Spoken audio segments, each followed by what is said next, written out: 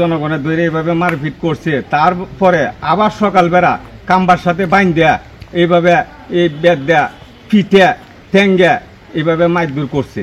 তখন এইগুলা কি ঠিক হয়েছে? যার মায়া না লাগে সেরও মায়া লাগে। পুরুষ মহিলা চতুর্দিক দিয়ে দাঁড়ায় দেখছে, কেউ আটকাইতে পারে নাই, তারপরে এইভাবে মারধর করছে। তখন এইভাবে মারাটা কি ঠিক হয়? একজন মানুষ অপরাধ করলে কুত্তারও তো ভাবে মানুষের পশুরা মারলেও তো একটা মায়া লাগে, তার প্রতি কেউ আটকাইতে পারছে না, কেউ মায়া করেও পারছে না, নিষেধ করে পারে নাই, তারপরে এইভাবে মারপিট করছে। তখন এটা কি কামটা ঠিক হয়? পিঠের মাঝে আঘাত দেখলে আপনার কইতে পারলেন, হলে কিভাবে যে মাইটটা মারছে, রক্ত জমে গেছে, ছুটতে গেছে, এই ঠ্যাং লইয়ে পাড়া দিতে নাই, ও সে মেডিকেল চিকিৎসাও করছে, ওষুধ খাইতেছে এখন। কিন্তু এইভাবে তো মারপিট করাটা একজন মানুষের ঠিক হয় নাই। সে যদি অন্যায় করে তাহলে প্রশাসনের কাছে বা গ্রামে 10 জন আসিল, চেয়ারম্যান আসিল, মেম্বার আসিল, তাদের কাছে বললে যদি সমাধান না দিতা তো গাই জানে, তাহলে আপনার একটা কিছু করতো।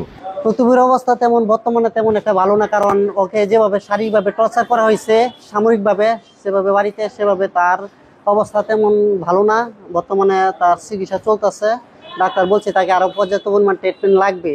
সেক্ষেত্রে ওনাকে কোরিয়া দিয়ে যে মেডিকেলে অ্যাডমিশন করা হয়েছে, ডাক্তার বলছে পর্যাপ্ত পরিমাণ ট্রিটমেন্ট লাগবে। সেক্ষেত্রে ওনারকে যেভাবে শারীরিকভাবে টর্চার করা হয়েছে, সবাই মিলে যেভাবে করছে, আঘাত করা হয়েছে, সেটা আসলে ওনার উপরে খুবই শারীরিকভাবে নির্যাতন এবং টর্চার করা হয়েছে, যার কারণে ওনার বর্তমান শারীরিক অবস্থা তেমন একটা ভালো না। সারা রাত্র মারছে এইভাবে। আঘাতগুলো নিয়ে ভর্তি হয়েছিল, তার মধ্যে চোখে একটা আঘাত ছিল। তো সবকিছু চিন্তা করে আমরা তাকে পর্যবেক্ষণের জন্য আমরা হাসপাতালে ভর্তি রেখেছিলাম। তো এখন আজকে তৃতীয় দিন। এখন আগের চাইতে তার শারীরিক অবস্থা অনেকটাই ভালো।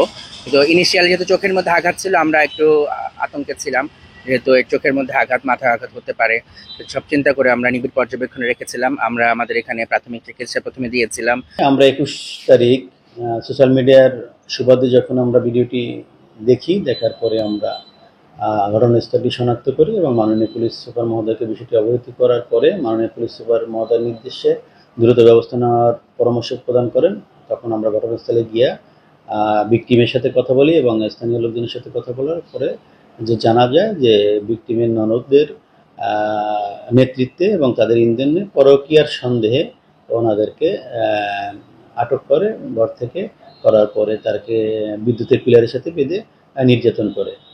ঘটনার সত্যতা প্রাপ্তি সাপেক্ষে আমরা অভিযোগ নিয়ে দ্রুত মামলা রেকর্ড করি এবং ওই দিনই অভিযান চালিয়ে মূল হোতা সহ আমরা 2 জনকে গ্রেপ্তার করে বিজ্ঞ আদালতে প্রেরণ করি। মামলাটির তদন্তাধীন আছে।